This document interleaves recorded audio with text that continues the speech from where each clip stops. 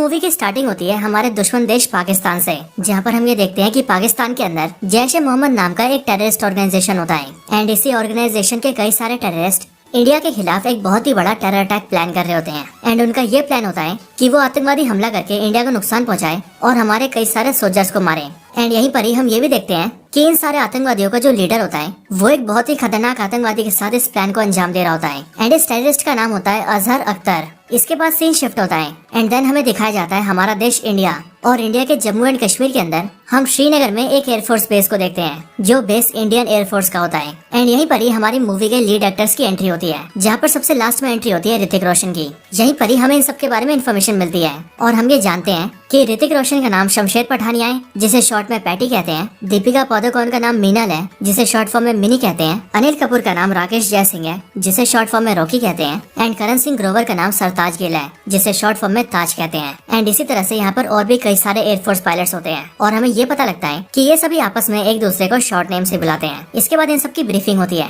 और इन सभी को एक जगह इकट्ठा किया जाता है, जहाँ पर हमें पता लगता है कि ऋतिक रोशन और उसके बाकी सारे साथियों की रैंकिंग स्क्वाड्रन लीडर की है एंड अनिल कपूर इन सभी का कमांडिंग ऑफिसर है। अनिल कपूर अपनी पूरी टीम से कहता है कि वो सभी इंडिया के बेस्ट एयरफोर्स पायलट्स हैं एंड इसीलिए उन सबको एक साथ पिक करके एक टीम बनाई गई है और उन सभी को यहाँ श्रीनगर के एयरफोर्स बेस में लाया गया है। और ये सब इसीलिए किया गया है क्योंकि इंडियन इंटेलिजेंस को एक खबर मिली है कि पाकिस्तान इंडिया के ऊपर एक काफी बड़ा प्लान अटैक कर रहा है, जिस टेरर अटैक के अंदर पाकिस्तानी मिलिट्री, उनकी इंटेलिजेंस ISI और पाकिस्तान से ऑपरेट करने वाले टेररिस्ट भी शामिल है। एंड इसीलिए अगर कभी ऐसा हमला होता है तो हो सकता है कि आने वाले टाइम में इंडिया और पाकिस्तान में वॉर हो जाए, और अगर कभी वॉर हुई तो उसके लिए उन सबको तैयार रहना पड़ेगा। एंड फिर इसके लिए हम ये देखते हैं कि यहाँ पर ये सारे पायलट्स मिलकर वॉर के लिए एक्सरसाइज करते हैं और एयरक्राफ्ट को उड़ाने की ट्रेनिंग करते हैं, जहाँ पर ही हमें ये भी बताया जाता है कि ऋतिक रोशन यानी कि पैटी पूरे इंडिया का सबसे बेस्ट एयरफोर्स पायलट है। लेकिन सबसे बेस्ट होने के बावजूद भी अनिल कपूर जो कि इन सबका कमांडिंग ऑफिसर होता है यानी कि रॉकी, वो पैटी को पसंद नहीं करता और वो हमेशा ही पैटी को एक बड़ी जिम्मेदारी के लिए रिस्पॉन्सिबल मानता है और वो हमेशा ही पैटी से कहता है कि वो किसी भी टीम को लीड करने के काबिल नहीं है एंड वो उसे एक बहुत ही बड़ी गलती के लिए जिम्मेदार भी मानता है। हालांकि वो गलती क्या थी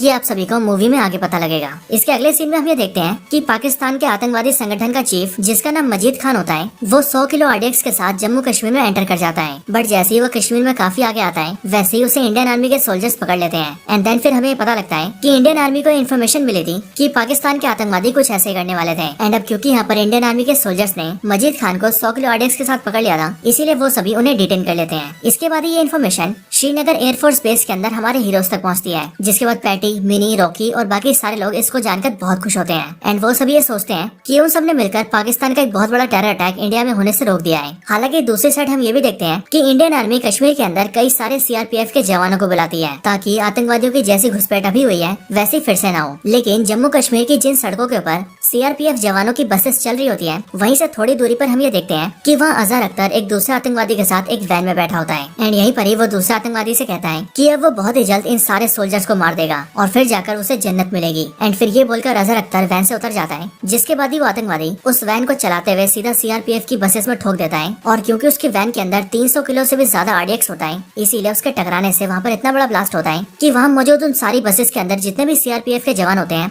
वो सभी एक ही झटके में मारे जाते हैं। इसके बाद जैसे इस ब्लास्ट की खबर सभी को मिलती है वैसे एयरफोर्स के पायलट्स जिनमें पैटी, मिनी, रॉकी और बाकी सभी शामिल होते हैं वो उन सोल्जर्स की हेल्प के लिए जाते हैं। जहाँ पहुँचने के बाद उन्हें पता लगता है कि उन CRPF के सोल्जर्स में से 70 सोल्जर्स ऑन द स्पॉट मर गए थे और बाकी के 80 सोल्जर्स सीवियरली घायल है, जिसमें कुछ ने अपनी टांगे गवा दी है, कुछ ने अपने हाथ गवा दिए हैं और कुछ ने तो आंखें तक गवा दी है। इसके बाद हमारे हीरोज को बहुत गुस्सा आता है, लेकिन फिर वो सारे एयरफोर्स के पायलट्स अपने बेस में आकर ब्रीफिंग करते हैं और अपनी मीटिंग में इस बारे में डिस्कशन करते हैं, जहाँ पर वो सभी एक वीडियो भी देखते हैं जो वीडियो उन्हें पाकिस्तान के आतंकवादी संगठन ने भेजा होता है। एंड ये वीडियो उसी आतंकवादी का होता है जिस आतंकवादी ने वैन के जरिए CRPF के जवानों को मारा था। एंड वो आतंकवादी वीडियो के अंदर बोल रहा होता है कि वो उन सभी हिंदुस्तानी जवानों को मारकर जन्नत जाएगा। यहीं पर ही रॉकी एक रॉ एजेंट को भी बुलाता है जिस रॉ एजेंट ने बुरखा पहना होता है एंड वो एजेंट सभी से कहता है कि वो अपनी आइडेंटिटी किसी को नहीं दिखा सकता क्योंकि वो एक एजेंट है, लेकिन वो उनके लिए इंटेलिजेंस लाया है। वो पैटी, रॉकी और उनके सारे साथियों से कहता है कि असल में ये पूरा प्लान जैश-ए-मोहम्मद का ही था, यानी कि पाकिस्तान के आतंकवादी संगठन का, और इससे पहले उनका जो चीफ मजीद खान 100 किलो RDX के साथ कश्मीर में पकड़ा गया था वो असल में इनके प्लान का हिस्सा था, जिसका मतलब इनका प्लान हमेशा से ही CRPF के सोल्जर्स ही थे एंड अनफॉर्चुनेटली वो लोग अपने प्लान में कामयाब हो गए हैं। इसके साथ ही वो रॉ एजेंट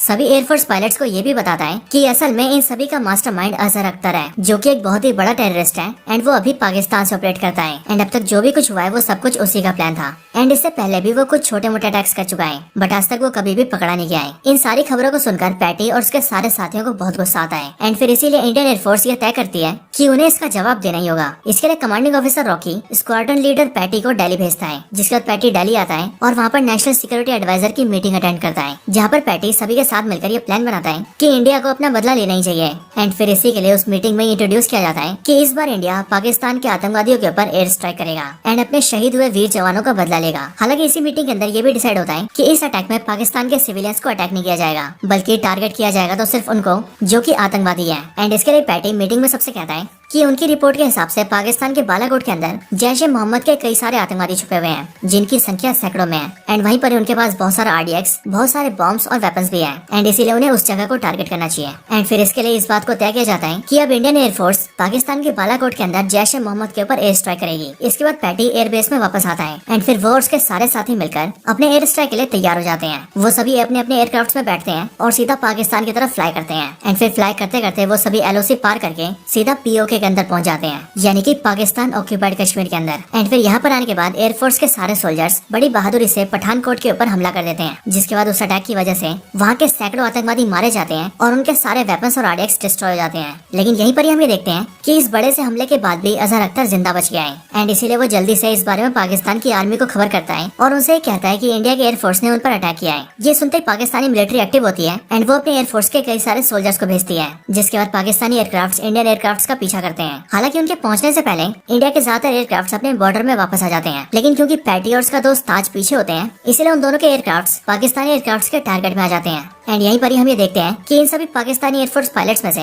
एक पायलट का नाम रेड नोज होता है, जो कि पाकिस्तान का नंबर 1 एयरफोर्स पायलट होता है, ठीक उसी तरह से जिस तरह से पैटी इंडिया का नंबर 1 एयरफोर्स पायलट है। एंड इसीलिए जैसे ये रेड नोज पैटी और ताज के एयरक्राफ्ट के पास पहुंचता है, वैसे ही वो ताज के एयरक्राफ्ट के ऊपर अपने वेपन से लॉक कर देता है। बट जैसे वो ताज के ऊपर हमला करने वाला होता है, वैसे ही पैटी अपने एयरक्राफ्ट को घुमा लेता है और वो सीधा रेड नोज के पास आता है और वो रेड नोज के एयरक्राफ्ट को टारगेट कर लेता है। एंड फिर पैटी रेड नोज से कहता है कि अगर उसने उसके दोस्त के ऊपर हमला किया तो वो उसके ऊपर हमला करके उसे मार देगा। एंड फिर इसीलिए इस बात से रेड नोज डर जाता है और वो ताज के एयरक्राफ्ट को अनलॉक करके उसे वहाँ से जाने देता है, जिसके बाद ताज और पैटी दोनों ही वहाँ से निकल जाते हैं। एंड फिर एयरफोर्स के सारे पायलट्स इंडिया के अंदर वापस आ जाते हैं और इस तरह से बालाकोट के ऊपर एयर स्ट्राइक कामयाब रहता है। इसके बाद ये सभी काफी खुश होते हैं और वो सभी वहाँ पर पार्टी भी करते हैं। बट फिर 1-2 दिन बाद ही हम ये देखते हैं कि पाकिस्तानी एयरफोर्स के कई सारे एयरक्राफ्ट इंडियन बॉर्डर्स के अंदर एंटर कर जाते हैं एंड वो जम्मू कश्मीर के कई सारे एयरबेस को टारगेट करते हुए उनको डिस्ट्रॉय करने लगते हैं। ये देखकर इंडिया की इंटेलिजेंस इस बात की खबर जल्दी से श्रीनगर बेस तक पहुंचाती है, जिसके बाद पैटी, ताज, मिनी और बाकी सारे सोल्जर्स अपने अपने एयरक्राफ्ट को लेकर सीधा उन्हें टैकल करने जाते हैं। बट जैसे इंडियन एयरक्राफ्ट पाकिस्तानी एयरक्राफ्ट के पास पहुंचती है, वैसे ही पाकिस्तानी एयरक्राफ्ट वहाँ से भागने लगते हैं एंड वो वापस पाकिस्तान जाने लगते हैं। ये देखकर इंडियन पायलट्स को भी समझ नहीं आता कि आखिरकार पाकिस्तानी पायलट्स इतनी जल्दी डर के क्यों भाग रहे हैं एंड इसीलिए वो सभी पाकिस्तानियों को पीछा करते हैं। पीछा करते करते वो सारे पाकिस्तानी सोल्जर्स अपने अपने एयरक्राफ्ट को लेकर पाकिस्तान में एंटर कर जाते हैं एंड इसीलिए सारे इंडियन पायलट्स भी इंडियन बॉर्डर्स पर रुक जाते हैं, क्योंकि उन्हें बिना पूछे इंडियन बॉर्डर्स को पार करके पाकिस्तान में जाने की परमिशन नहीं थी। लेकिन हम ये देखते हैं कि पैटी पाकिस्तानियों के अटैक से खुश नहीं होता है एंड इसीलिए वो इंडियन बॉर्डर्स पे आकर अपने सीनियर से ऑर्डर मांगता है कि वो उसे पाकिस्तान में एंटर करने दे। बट यहीं पर हमें पता लगता है कि पाकिस्तानियों ने इंडियन बॉर्डर के पास ही रेडियो जैमर्स को फिट कर रखा है, जिस वजह से पैटी की आवाज उसके सीनियर्स तक जा नहीं पाती, क्योंकि उनका वायरलेस कनेक्शन बीच में कट ऑफ हो जाता है। ये देखकर पैटी का दोस्त ताज उसके पास आता है एंड वो उससे कहता है कि उसे वापस चलना चाहिए। बट वो ताज से कहता है कि वो उनके पीछे जाएगा, फिर चाहे उसे उसके साथ चलना हो या फिर ना चलना हो, और अगर वो चाहे तो वापस जा सकता है, बट वो तो पाकिस्तानियों को छोड़ेगा नहीं। ये सुनने के बाद ताज भी पैटी के साथ जाने का फैसला करता है। देन फिर इसीलिए ताज और पैटी दोनों अपने एयरक्राफ्ट को लेकर पाकिस्तान के अंदर एंटर कर जाते हैं। बट एंटर करने के बाद ही उन दोनों की डायरेक्शन चेंज हो जाती है और फिर हमें ये पता लगता है कि असल में ये पाकिस्तान के एयरफोर्स पायलट रेड नोज की चाल थी और उसने ये सब पैटी और ताज को फंसाने के लिए किया था,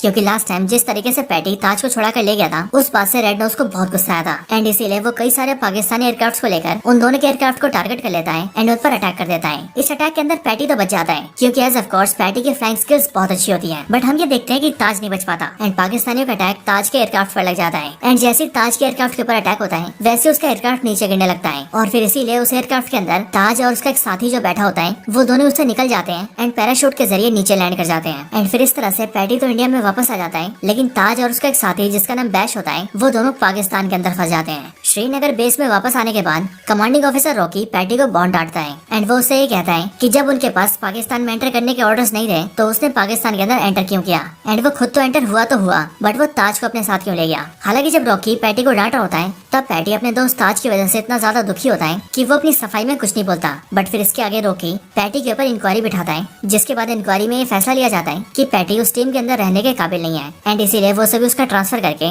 उसे सीधा हैदराबाद के एयरफोर्स ट्रेनिंग अकेडमी में भेज देते हैं। ट्रांसफर होने के बाद ही पैटी सीधा हैदराबाद जाता है एंड वहाँ पर जाकर यंग सोल्जर्स को ट्रेनिंग देने लगता है। बट यहीं पर ही हम ये देखते हैं कि पैटी को अपने दोस्त के जाने का बहुत दुख होता है एंड वो बस यही उम्मीद कर रहा होता है कि उसके वो दोनों साथी पाकिस्तान के अंदर बस सेफ हों। हैदराबाद में कुछ टाइम रहने के बाद ही पैटी ये डिसाइड करता है कि वो एयरफोर्स को छोड़ देगा और ऐसा इसीलिए क्योंकि ताज के साथ जो भी कुछ हुआ वो उन सब के लिए खुद को जिम्मेदार मानता था और इसी के लिए पैटी अपने सीनियर के पास जाता है एंड वो वहाँ पर उनसे कहता है कि उसे एयरफोर्स छोड़ना है। बट पैटी का वो सीनियर पैटी से कहता है कि उसे इतनी जल्दी फैसला नहीं लेना चाहिए, इसीलिए उसे अभी छुट्टी लेनी चाहिए, कुछ टाइम के लिए अपने घर जाना चाहिए एंड फिर उसके बाद ये डिसाइड करना चाहिए कि उसे आगे क्या करना है। इसके बाद पैटी ऐसा ही करता है एंड वो छुट्टी लेकर सीधा जम्मू अपने घर जाता है। घर पहुँचने के बाद वो अपने फादर से मिलता है। बट फिर यहीं पर कुछ दिन बिताने के बाद ही पैटी को न्यूज में ये दिखता है कि उसके दोनों साथी ताज और बैश पाकिस्तान के अंदर जिंदा है। बट वहाँ पर पाकिस्तानी मिलिट्री ने उन्हें पकड़ रखा है एंड वो अभी उनकी कैद में ही है। लेकिन इंडिया के लगातार प्रेशर की वजह से अब पाकिस्तान उन दोनों को छोड़ने वाला है। ये जानकर पैटी बहुत खुश होता है एंड वो सीधा श्रीनगर बेस में जाता है एंड वहाँ पर अपने बाकी के साथियों से मिलता है, जहाँ पर वो सब भी ये खबर जानकर बहुत खुश होते हैं कि उनके दोनों साथी वापस आने वाले हैं। इसके कुछ टाइम बाद ही वहाँ पर एक हेलीकॉप्टर आता है जिसके अंदर ताज और बैश को लाया जाना था। बट जब हेलीकॉप्टर के अंदर से उन्हें निकाला जाता है तब हम ये देखते हैं कि हेलीकॉप्टर के अंदर से सिर्फ एक ही स्ट्रेचर को निकाला गया है एंड उस स्ट्रेचर के ऊपर एक आदमी की लाश होती है, जो आदमी होता है बैश, यानी कि टीम का वही मेंबर जो कि ताज के साथ उसके एयरक्राफ्ट में था। एंड यहीं पर ही हमें ये भी पता लगता है कि पाकिस्तानियों ने बैश के टुकड़े टुकड़े करके भेजे हैं एंड उसे मारने से पहले उसे वहाँ पर बहुत ज्यादा टॉर्चर किया गया है। ये जानकर पैटी, रॉकी और उनके सारे साथी बहुत ज्यादा गुस्सा हो जाते हैं एंड वो सब ये प्लान करते हैं कि अब वो पाकिस्तान को छोड़ेंगे नहीं एंड उसके अंदर के सारे आतंकवादियों को खत्म कर देंगे। एंड इसके लिए इंडियन एयरफोर्स पाकिस्तान के ऊपर अटैक करने के लिए एक एक्शन प्लान तैयार करता है। इधर दूसरी तरफ पाकिस्तान में हम ये देखते हैं कि ताज अभी भी जिंदा है। बट ताज के पास ही अजहर अख्तर आता है और वो उसे बहुत टॉर्चर करते हुए उसे ये बताता है कि असल में उनके पास जो रॉ का एजेंट है वो एक्चुअली में उनका एजेंट है एंड इसीलिए जो भी प्लान एयरफोर्स वाले बनाते हैं उसकी सारी खबर उनको मिल जाती है। एंड अभी अभी उसको एक खबर मिली है कि उसके दोस्त बैश की लाश को देखकर एयरफोर्स वालों को बहुत गुस्सा आया है और वो हमारे ऊपर अटैक की प्लानिंग कर रहे हैं और वो आज रात को ही हमला करने वाले हैं। इधर दूसरी तरफ श्रीनगर बेस के अंदर हम ये देखते हैं कि एयरफोर्स के सारे सोल्जर्स लड़ाई के लिए तैयार रहते हैं एंड यहीं पर ही जिस एजेंट की बात अजहर अख्तर कर रहा होता है हमें वो भी यहाँ पर देखता है और ये वही एजेंट होता है जो की मूवी की स्टार्टिंग में एज अ रॉ एजेंट दिखा होता है। बट यहाँ पर ये बात रिवील होती है कि ये असल में एक डबल एजेंट है जो कि एक्चुअल में इंडिया के लिए काम करता है एंड उसने जानबूझकर अजहर अख्तर को ये इन्फॉर्मेशन दी है कि इंडियन एयरफोर्स रात को अटैक करेगी, जबकि प्लान तो ये है कि इंडियन एयरफोर्स अभी दिन में अटैक करने वाली है। इसके बाद सारे पायलट्स तैयार होते हैं एंड वो सभी हमले के लिए निकल जाते हैं एंड वो सीधा पाकिस्तान में घुसते हैं और अजहर अख्तर के बेस के ऊपर हमला कर देते हैं। अटैक में हम ये देखते हैं कि वहाँ पर एयरफोर्स के 2 हेलीकॉप्टर्स होते हैं एंड एक बड़े से प्लेन के जरिए वहाँ पर कई सारे सोल्जर्स को उतारा जाता है, जो सभी सोल्जर्स इंडियन मिलिट्री के गरुड़ फोर्स का हिस्सा होते हैं। एंड यहाँ पर इनका प्लान ये होता है कि ये सारे गरुड़ सोल्जर्स पाकिस्तान के आतंकवादियों को मारेंगे, देन वो सभी वहाँ पर ताज को बचाएंगे, उसे हेलीकॉप्टर में डालेंगे एंड फिर वो दोनों हेलीकॉप्टर लेकर वहाँ से निकल जाएंगे। बट असल में जब वो लोग वहाँ पर अटैक करते हैं तब पहले तो इंडियन फोर्सेज उनके ऊपर भारी पड़ती है, लेकिन फिर तभी हमने देखते हैं कि अजहर अख्तर वहाँ पर एक मिसाइल लॉन्चर ले आता है एंड वो एक हेलीकॉप्टर को ब्लास्ट कर देता है और बहुत सारे इंडियन सोल्जर्स को मार भी देता है। हालांकि इस दौरान वो लोग ताज को बचा लेते हैं, जिसके बाद दीपिका यानी कि मिनी ताज को अपने हेलीकॉप्टर में डाल देती है। बट तभी वहाँ पर पाकिस्तानी सोल्जर्स भी आ जाते हैं और वो एयरक्राफ्ट के जरिए वहाँ पर उन पर फायरिंग करने लगते हैं ताकि वो लोग उन्हें भी खत्म कर दें। वायरलेस के जरिए जैसी ये न्यूज श्रीनगर एयरबेस तक आती है वैसे वो सब ये डिसाइड करते हैं कि वो उनके पीछे और बैकअप भेजेंगे। बट तभी हम ये देखते हैं कि पैटी जल्दी से जाता है और वो एक एयरक्राफ्ट के अंदर बैठ जाता है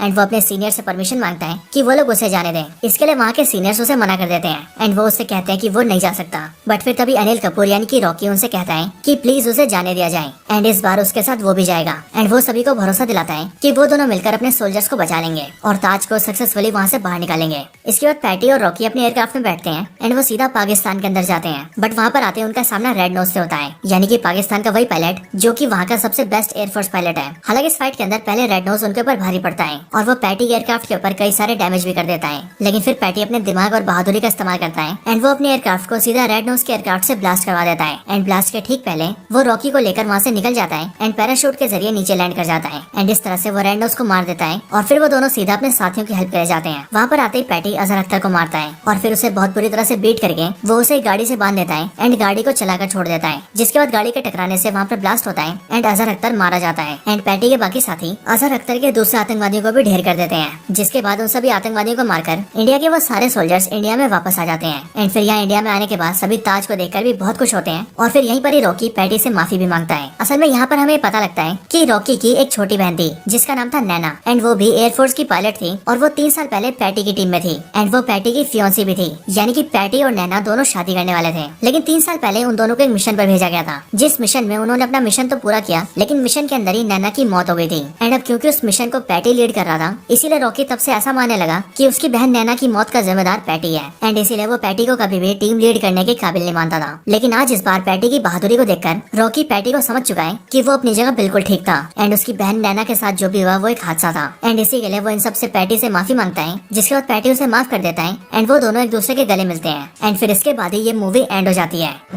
तो दोस्तों यही थी वीडियो फाइटर मूवी की स्टोरी के ऊपर। आप सभी को मूवी की स्टोरी कैसी लगी मुझे कमेंट्स के अंदर जरूर बताएं। अगर आपको मूवी की कहानी पसंद आई हो तो इस मूवी के लिए एक जय हिंद तो बनता है। और हाँ, मेरे और मेरे चैनल की तरफ से आप सभी को एक बार फिर से 26 जनवरी की बहुत बहुत बधाई, यानी कि हैप्पी रिपब्लिक डे। आप सभी अगर मुझे विश करना चाहते हैं तो कमेंट्स के अंदर कर सकते हैं। कमेंट्स के अंदर हैप्पी रिपब्लिक डे, 26 जनवरी या फिर जय हिंद जरूर लिखें। मुझे आपके कमेंट्स को देखकर बहुत खुशी होगी। और हाँ, वीडियो पसंद आई हो तो लाइक जरूर करें। बाकी ऐसी वीडियो और देखने के लिए हमारे चैनल को चेकआउट भी जरूर करें। तो बस आज की इस वीडियो में इतना ही। वीडियो को यहीं पर एंड करते हैं। वीडियो पसंद आई हो तो लाइक करें, चैनल को सब्सक्राइब नहीं किया तो अभी अभी सब्सक्राइब करें, वीडियो को शेयर करना चाहते हैं तो ज्यादा से ज्यादा शेयर करें एंड आप सभी इसी तरह से हंसते और मुस्कुराते रहें। मैं मिलता हूँ आपसे ऐसे किसी और बेहतरीन वीडियो में, तब तक के लिए गुड बाय।